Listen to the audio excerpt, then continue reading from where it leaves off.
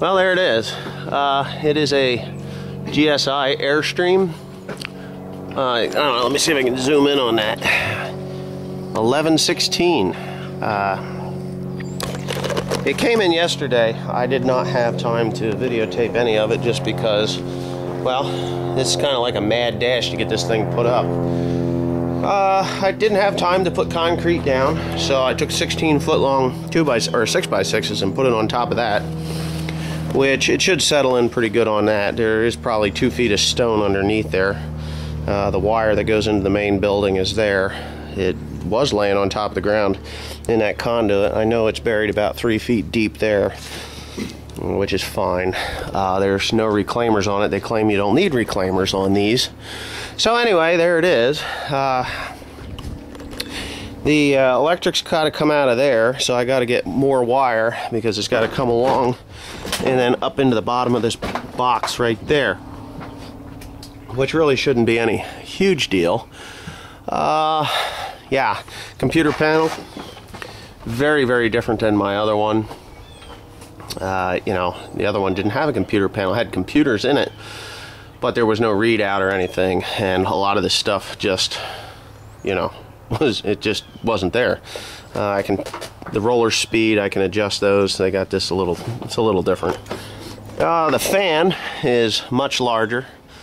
It's about, I'm gonna say, I'd have to say it's twice the size, or not twice the size, but it's got one hell of a lot of blades in there. It's got twice as many blades in it as what the other one did, and it's got a larger circumference going in there. We do have a missing part because this thing is used. It hasn't been used in about 10 years, they claim.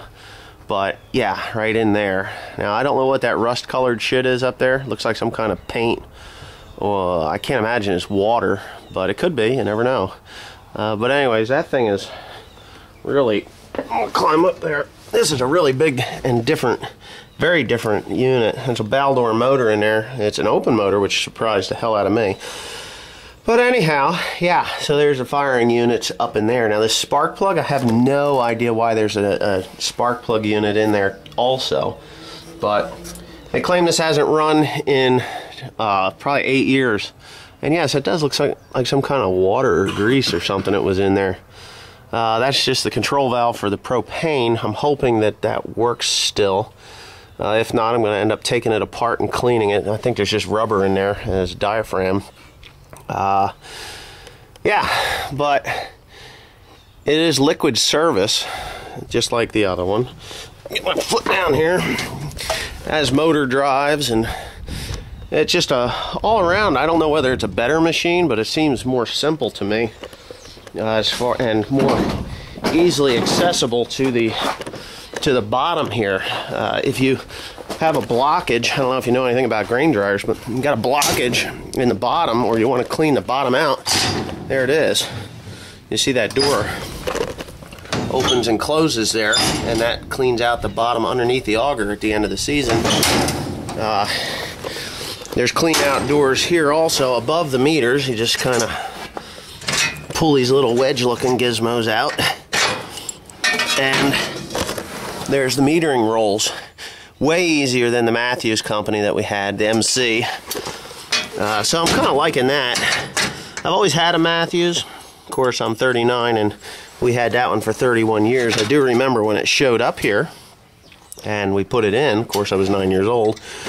But it was always a pain in the ass to clean that particular part out. So, yeah, I'm rather excited that it's going to work really, really pretty good. The discharge auger is enormous compared to the other one. And maybe it's not.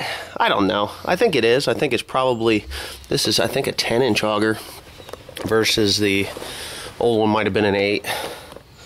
Yeah, it's definitely a 10-inch. I mean, that thing's big. I don't know. Tim could measure it.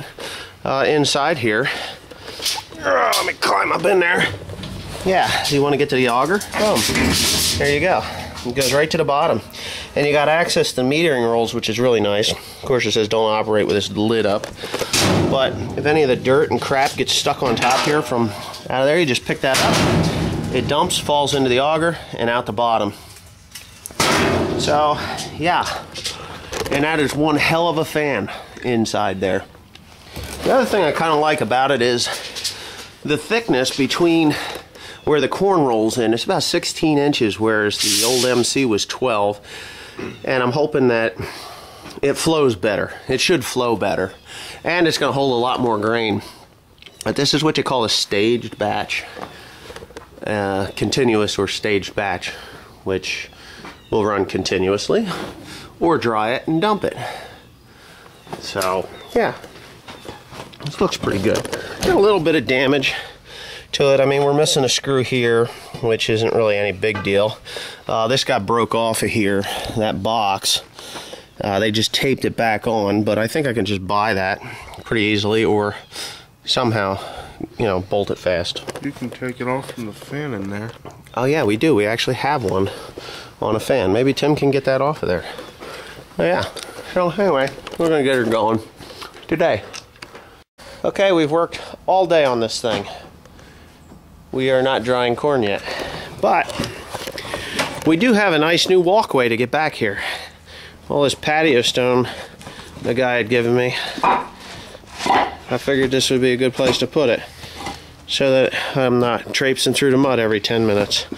Got the wires in. I don't have the gas line hooked up yet, but if you see, come on, if you see the control panel, you turn it on. At least, what the hell happened here? Why are you messing with that? I don't know. You're gonna get your ass kicked is what you're gonna do. Anyway, you turn it on and I actually have electric, since knuckle nuts, bonehead, numb nuts over there. No. What? You're not numb nuts? I just started off so it wouldn't... It wouldn't what? Burn up in the middle of the night? Anyways, this thing tells me the date and the time, which is wrong. Got a light, and turn that on so I can see what the heck I'm doing, maybe. And hit that reset button. That does a diagnostics. Reset that. Turn the fan to on.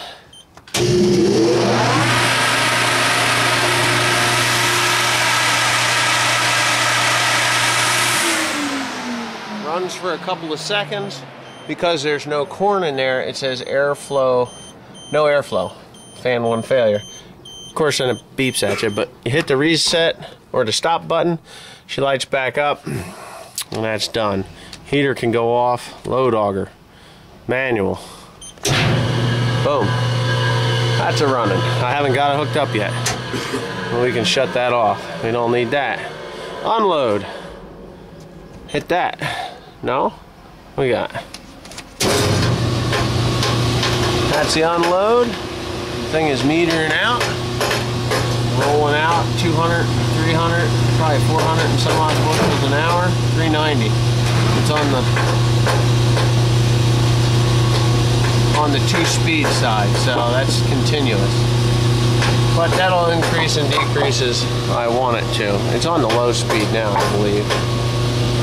But we'll see. I can adjust it. Yep. Yeah, I can adjust it there. It does work. 361, should go to 347, 332, 318. Okay, so there's 2 speeds, high and low. It's on the 2-speed continuous, but we don't need that anymore. Anyways, the long and the short of it is, the dryer is coming along nicely. We don't need that light on anymore. The dryer's coming along nicely, and yeah. Hopefully, the next couple of days, we'll be back into the corn drying business. I got a pretty good deal on this thing, so... Oh, Tim's got his neck breaker going on there, didn't you? Anyways, he's still got quite a few blocks, so it should be pretty nice there. Well, I think it's awesome. So, anyway, yeah, there it is. There's a bunch of wires hanging off here. If you see them, it is getting dark, but that thing there is wires. That has to be... Yeah, that has to be connected up to a box up there, and then I got a wire to run the loading auger, which is all that is there. Yeah, I guess that's it. There's a mercury switch here, right in here, that shuts it off if it overflows, you know, builds up a thing that pops that door and shuts it off. This was cut by someone in the, you know, when they took it apart. Because this dryer actually came from Mississippi. It was in Mississippi last week when we called about it on, I guess that would have been on Tuesday because we had the fire on Monday. And here it is all set up here in New Jersey on Sunday. Yes, I work Sundays too. Yeah, but everything seems to be working just fine. I did have a little bit of an issue here. This here was broke off, but it was broke off a long time ago. But I put some adhesive behind there, a silicone adhesive, and I sealed around there, and that should, you know, make it tight. I put a, you know, watertight, and I put a C-clamp on there to hold it. It was held on by, obviously, this bunch of electrical tape. But anyways, there'll be more on this dryer as we go along. I'll upload this probably tonight. And we got block layer Tim over there, right? You're gonna be a stonemason. This is just a cheap, shitty job, but it'll work, right, Tim? Yes. Good. Let's go.